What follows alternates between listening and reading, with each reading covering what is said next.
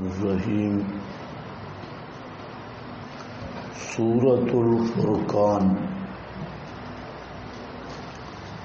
ترتیب سورت کے لحاظ سے یہ سورت مکی ہے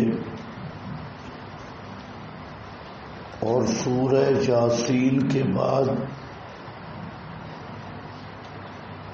42 نمبر پر نازل ہوئی۔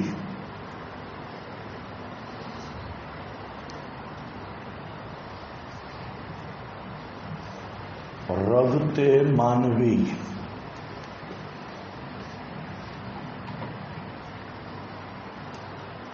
سورۃ النور میں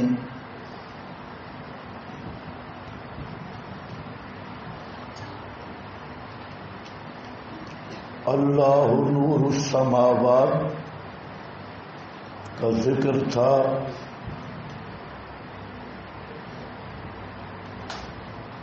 اب سورۃ الفرقان میں مذکور ہوگا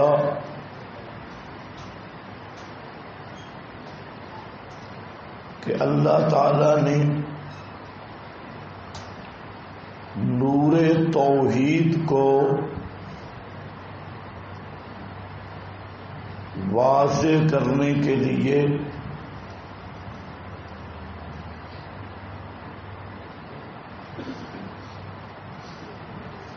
فرقان نازل کیا۔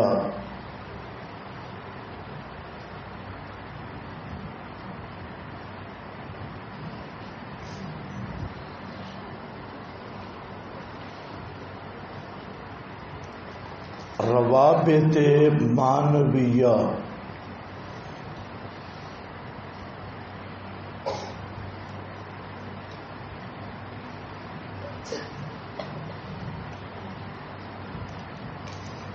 سورۃ الکہف سے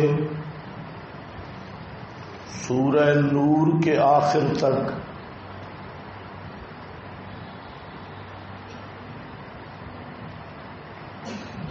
حاکمیت اور کارسازی کا بیان تھا۔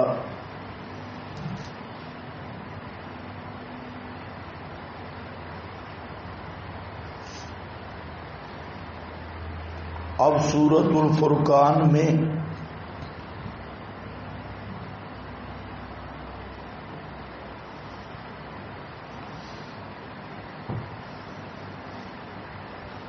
شرک برکتی کی تردید ہوگی۔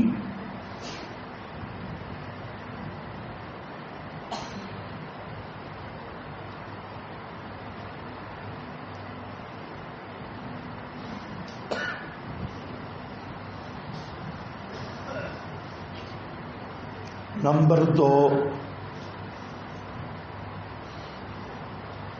سورۃ نور میں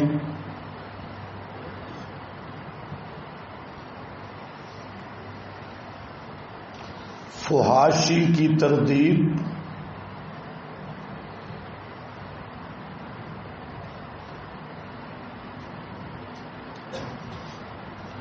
اور معاشرے کی اصلاح کا ذکر تھا۔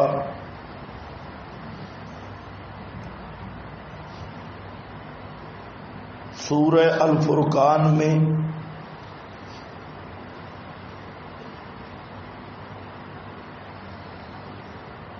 عقیدہ کی اصلاح کا بیان ہوگا۔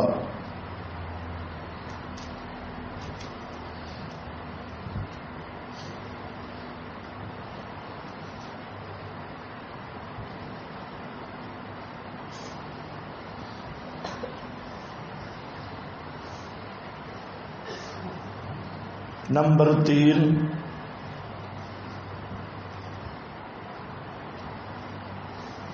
سورۃ النور میں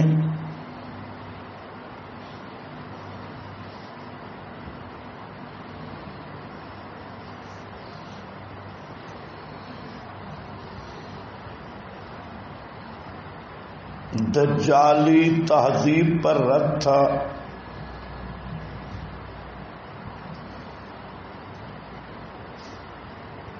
اور سورۃ الفرقان میں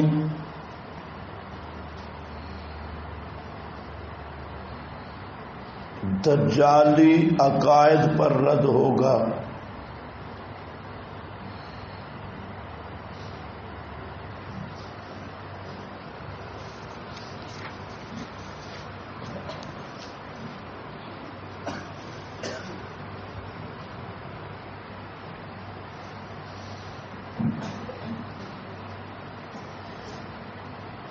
نمبر 4،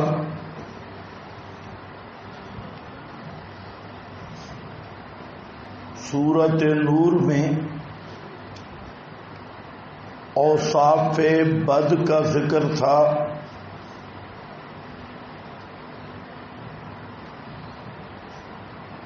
اور سورۃ الفرقان میں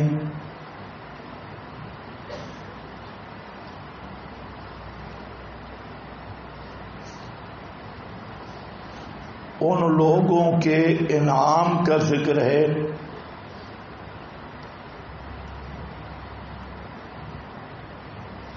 جو اوصاف بد سے بچ گئے۔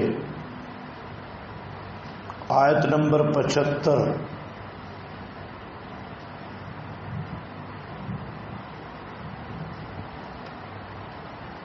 نمبر 5، سورۃ نور میں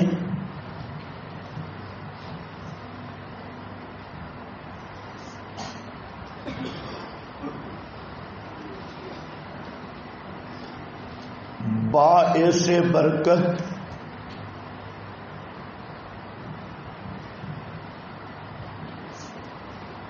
تسلیم کا ذکر تھا۔ فَإِذَا دَخَلْتُمْ بُيُوتًا،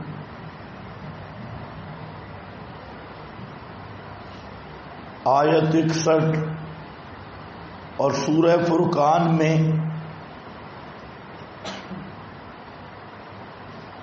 مذکور ہوگا کہ برکت دینے والا صرف اللہ ہے۔ آیت نمبر 1۔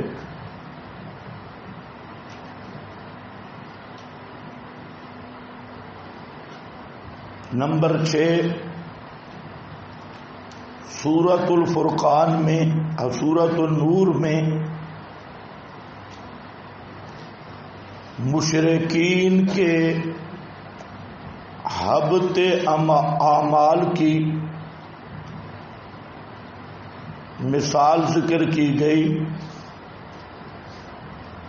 والذین کفروا اعمالهم کسراب، آیت 39۔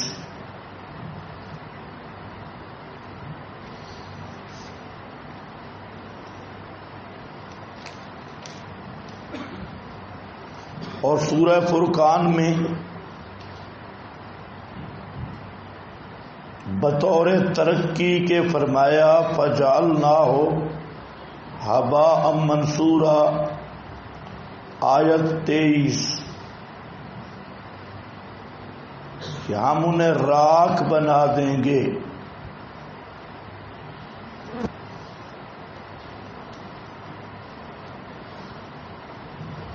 نمبر 7، سورۃ نور کے آخر میں آداب رسالت کا ذکر تھا۔ آیت 63،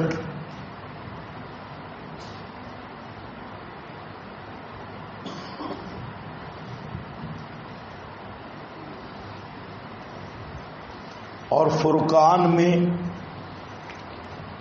رسالت پر مشرکین کے اعتراضات کا جواب ہے۔ آیت نمبر 5۔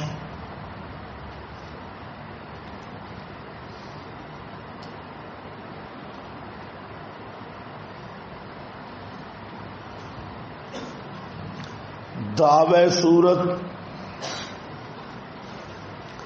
نفی الاشراک فی البرکات،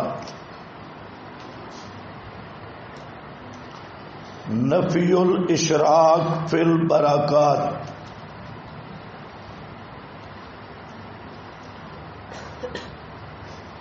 خلاصہ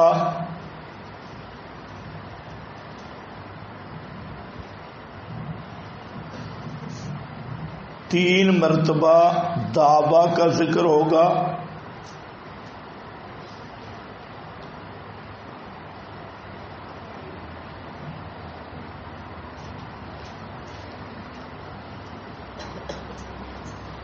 دو دفعہ دعویٰ کو ذکر کر کے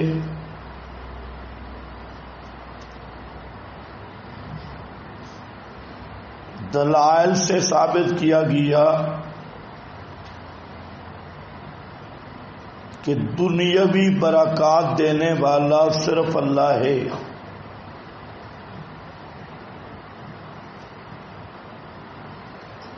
اور تیسری دفعہ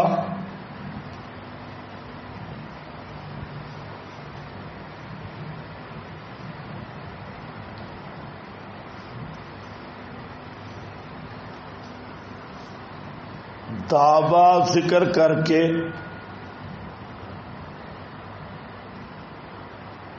دلائل سے ثابت کیا گیا کہ اخروی برکات دینے والا صرف اللہ ہے۔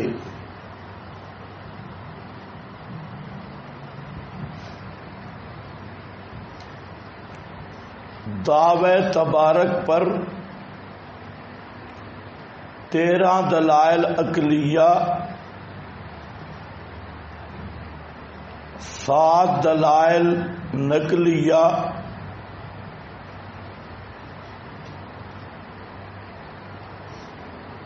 کا بیان ہوگا۔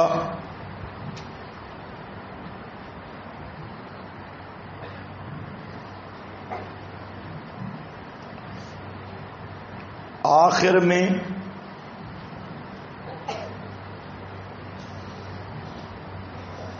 عباد الرحمن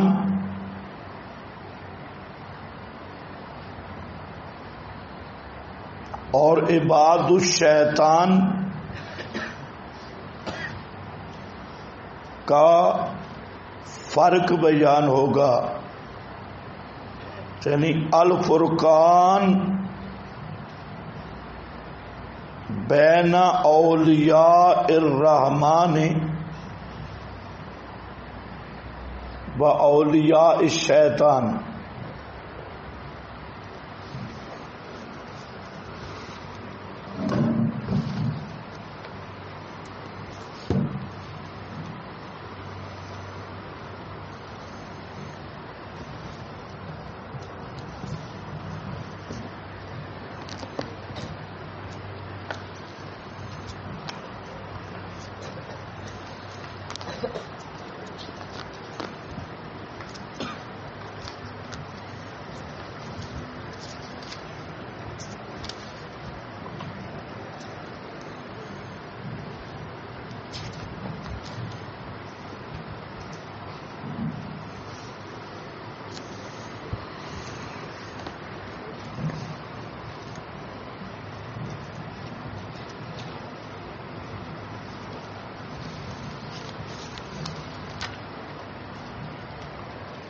ایک فائدہ سن لیں، عموماً آپ کے خطیب حضرات واقعہ افق کو اس رنگ میں پیش کرتے ہیں کہ نبی کریم صلی اللہ علیہ وسلم کو حضرت عائشہ کی پاک دامنی پر شک تھا، اور اس سے وہ عدم علم غیب پر استدلال کرتی ہیں۔ لیکن یاد رکھ لو، یہ استدلال بھی باطل ہے اس طرز پر، اور یہ کہنا کہ نبی کریم علیہ السلام کو حضرت عائشہ کی عفت پر شک تھا، یہ کلمہ بھی کفریہ ہے۔ خود اسی حدیث میں آ رہا ہے ما علمت فی اہلی الا خیرا، کہ میں اپنی بیوی پر سوائے خیر کے کوئی چیز نہیں جانتا. ما علمت فی اہلی الا خیرا. اسی طرح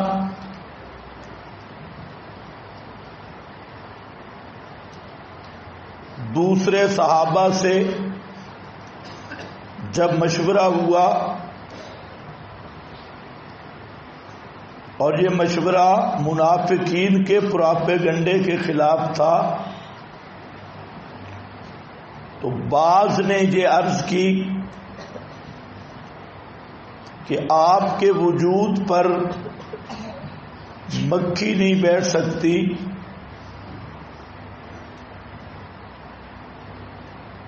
تو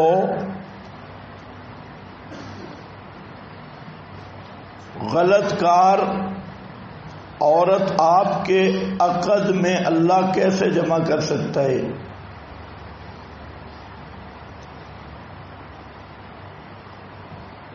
نیز یہ بھی ضابطہ حدیث میں ہے کہ ما زنت امرأۃ نبی قط، کہ کسی نبی کی بیوی نے زنا نہیں کیا. تو جب کسی پیغمبر کی بیوی زنا نہیں کر سکتی تو آپ کو اپنی بیوی پر کس طرح شک ہو سکتا ہے؟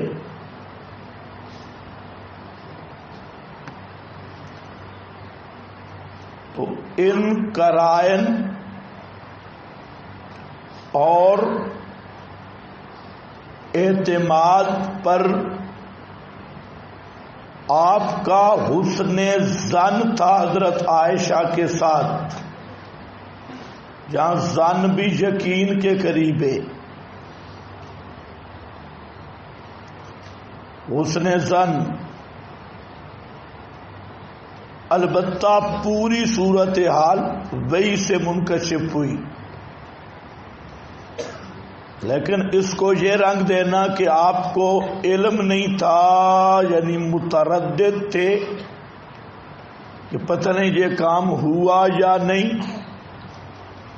یا حضرت عائشہ پاک دامن ہیں یا نہیں، یہ غلط تصور ہے، اس کی اصلاح کرنی چاہیے.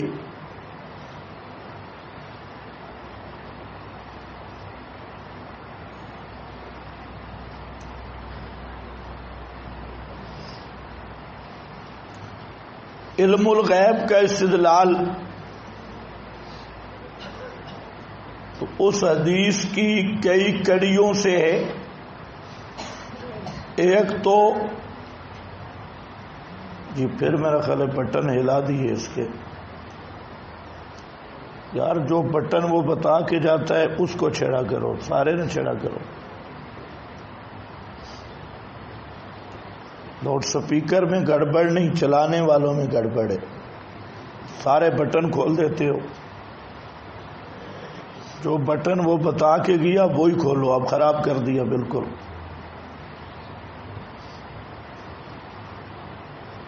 وہ دوسرا ایک بے وقوف ادھر تھا، وہ کدھر ہے؟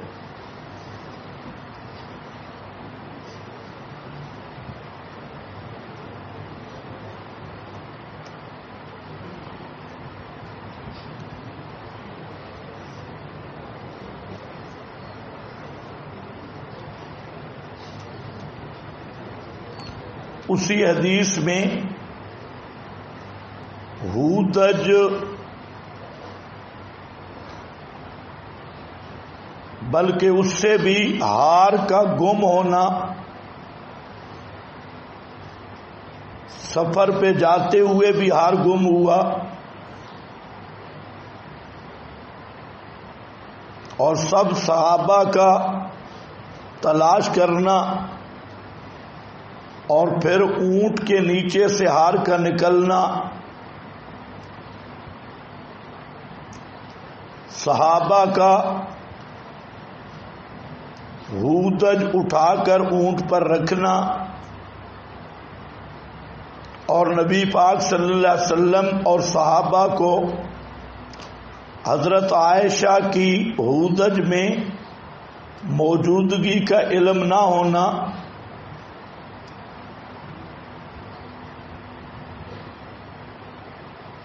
وغیرہ مقامات سے عدم علم غیب، حاضر ناظر کی نفی،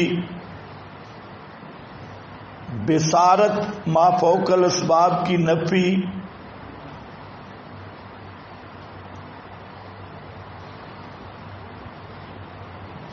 سما ما فوق الاسباب کی نفی، کہ اگر آپ ما فوق الاسباب دیکھتے سنتے ہوتے تو حضرت عائشہ وہاں آپ کو بتا دیتی کہ میں پیچھے رہ گئی. جیسے پاکستانی ملنگ جہاں سے خبریں دے رہا ہوتا ہے، یہ طرز ہے مسائل پر استدلال کا.